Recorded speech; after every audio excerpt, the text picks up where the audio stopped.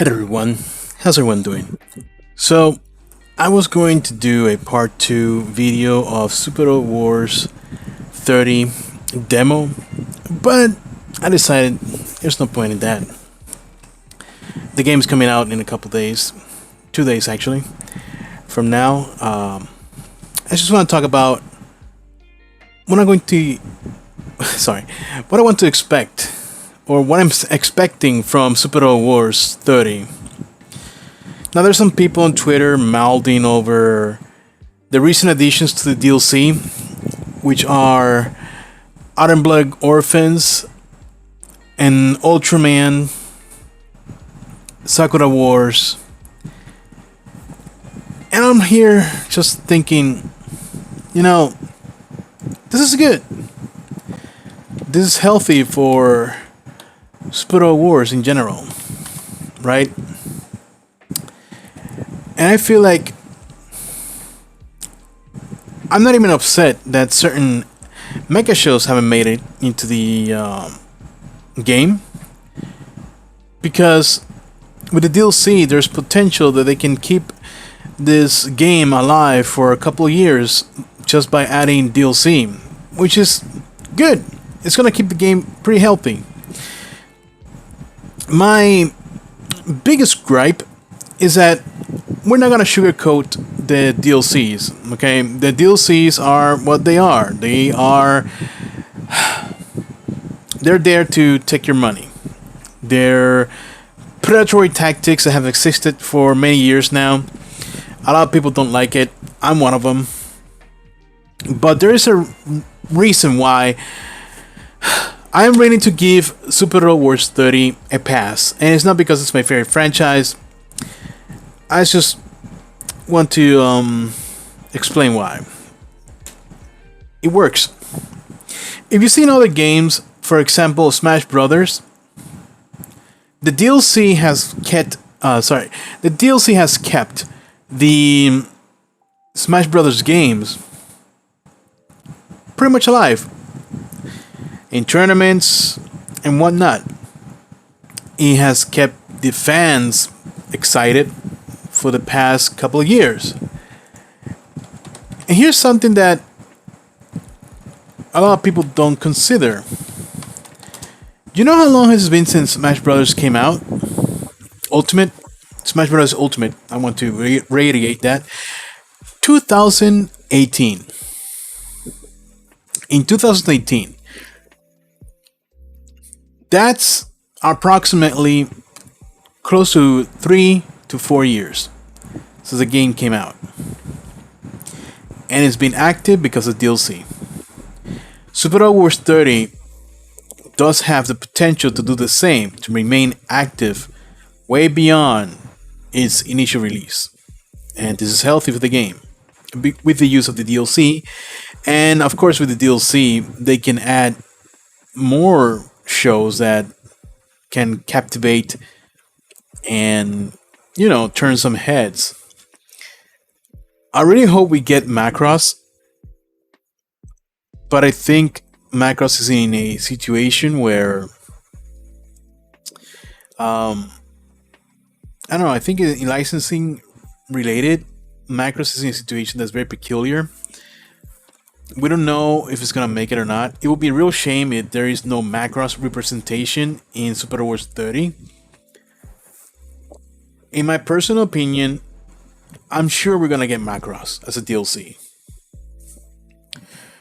Another topic I want to talk about the DLC is that, yeah, Super Wars 30 is a complete game, and they've been adding DLC, and the game is not even out. But you need to understand that this game has been completed, and the DLCs are basically the bonus part that they're just adding.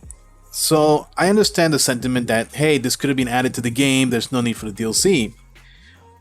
But in this gaming environment, you have to understand a couple things. I'm not trying to defend Bandai Namco for this. I'm not really a fan of the DLCs, but we got to also understand the other aspect of all this. And this is all me basing this on assumptions and years of experience in gaming with DLC. The game was finished, the initial game, and in order for them, right, to add additional content within the allotted time that probably were given. So what I'm trying to say is that, hey, this is what happens with the I guess I wouldn't say Van Presto because those are the original creators of Super Wars. Okay, so what's happening is that the team, the Super Wars team, is given a time to release the game. They complete the game, but there's other stuff they want to add to the game, but they cannot do it in the allotted time. This means that in order to do so, and of course to get some money off of it, they had to create the DLCs. This gives them the freedom to add multiple and different shows to Super Wars 30. I'm not entirely against DLCs. I think there are some benefits for them if it's done properly, content-wise. When you look at other video games that have DLCs that add a lot of content and it's reasonably priced, then it's acceptable in its modern era of gaming.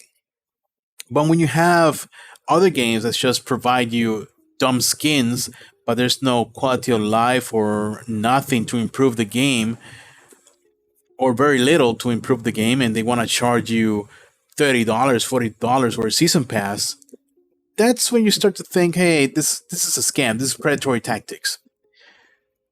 The big difference with Super Wars DLC is that it's not a inherently a predatory tactic. It's just the usual, you know. You're gonna get a lot of content from the DLCs, and it's up to you if you want it. It's optional.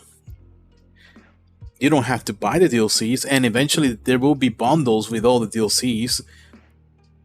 But you're also given the opportunity, right, to buy the DLCs based on the franchises that appear. So let's say you don't like Ultraman, the Netflix version, then what you want to do is, since you don't like the Ultraman version, you don't get it. You don't get that DLC, but you're also going to be missing the other show that you probably like. So there's a conundrum that gets created the moment that your favorite anime or mecha anime is added, but there's this other show you don't like.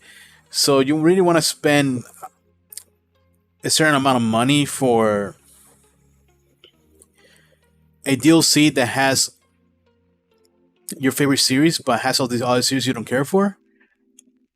That decision is on you. You have to decide if you really want it or not, or if you want to conserve your money, save your money, and just later down the line when it's on sale, whatever, you get the DLC. But that's my basic thought about the DLC. As the game in general, I just want to say that I thoroughly enjoyed the demo. I'm still playing the demo. I'm trying to grind out the AOS updates, which are really good. Helps you a lot in the game. The thing is that I can't really judge the game is entirely based on the demo, because there's still things that are missing. There's no songs. There's no end game. Like you can upgrade all your units to maximum by doing the good old grind, but it's not really worth it because you're not gonna get the full experience. But I did like the quality of life changes that the game had, especially showing you the crit rates, showing you how many enemies are in the field, how many of your allies are on the field. I like the new support system. I like pretty much everything when it comes to the quality of life changes that the game has. However, I'm gonna have to criticize it on the part that it's still very similar to Super Wars VTX in the terms of getting pilot skills and whatnot. I'm not a big fan of that, but you know, it is what it is. When it comes to animations, they're great. So far, all the animations in the game have been great. Even the grunts, they have the short animations, but it still looks good. I think Majestic Prince animations are fantastic. Combattler V animations are fantastic. They've done a great job, and it shows that this team is putting their heart and soul into this game, and they should, because Super Robot Wars is a celebration of the mecha genre and subgenres. That's why we get to see tokusatsu shows like Ultraman and Sakura Wars.